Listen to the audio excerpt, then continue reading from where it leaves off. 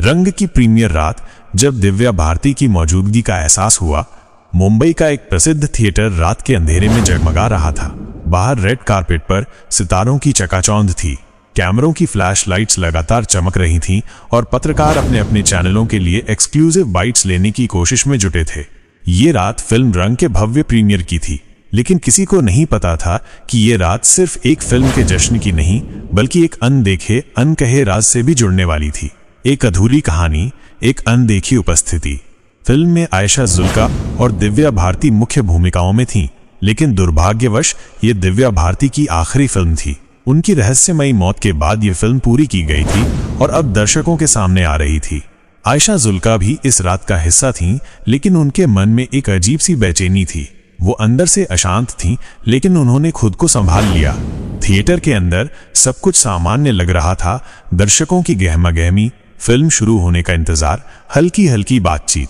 लेकिन जैसे ही स्क्रीन पर पहला सीन आया, आयशा को एक ठंडी हवा का झोंका महसूस हुआ। उन्होंने इधर उधर देखा, लेकिन सब कुछ सामान्य था। उन्होंने खुद को समझाया, ये सब सिर्फ मेरा भ्रम है। फिल्म आगे बढ़ती रही। आयशा धीरे धीरे अपने डर को भूलकर स्क्रीन पर ध्यान देने लगी।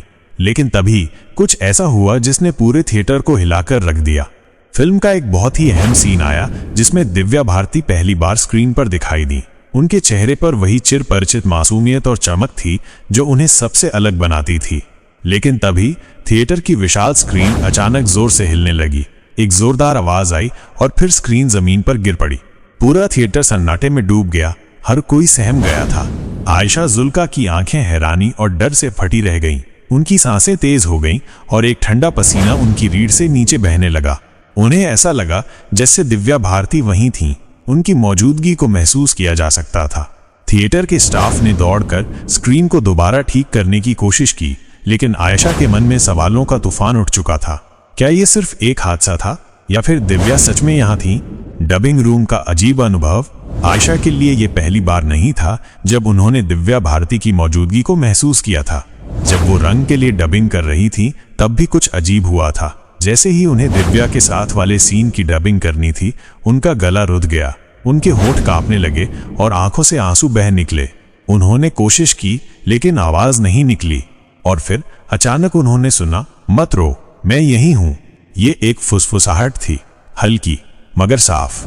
आयशा जुल्का ने इधर उधर देखा, लेकिन वहां कोई नहीं था। डबिंग रूम में मौजूद लोग उनकी हालत देखकर हैरान थे। उन्हें लगा कि आयशा भावुक हो गई हैं, लेकिन आयशा जानती थी कि यह सिर्फ भावनात्मक नहीं था, कुछ और भी था, रहस्य जो अब भी जिंदा है। उस रात के बाद से आयशा जुल्का कई दिनों तक सो नहीं पाई। हर रात उन्हें दिव्या भारती के ख्याल आते। क्या वाकई दिव्या की आत्मा उस थिएटर में थी? क्या वो अपनी आखिरी फिल्म को देखने आई थी? आज भी जब इस घटना का जिक्र होता है तो रूह कांप जाती है। दिव्या भारती की मौत एक रहस्य थी, और शायद उनकी मौजूदगी भी।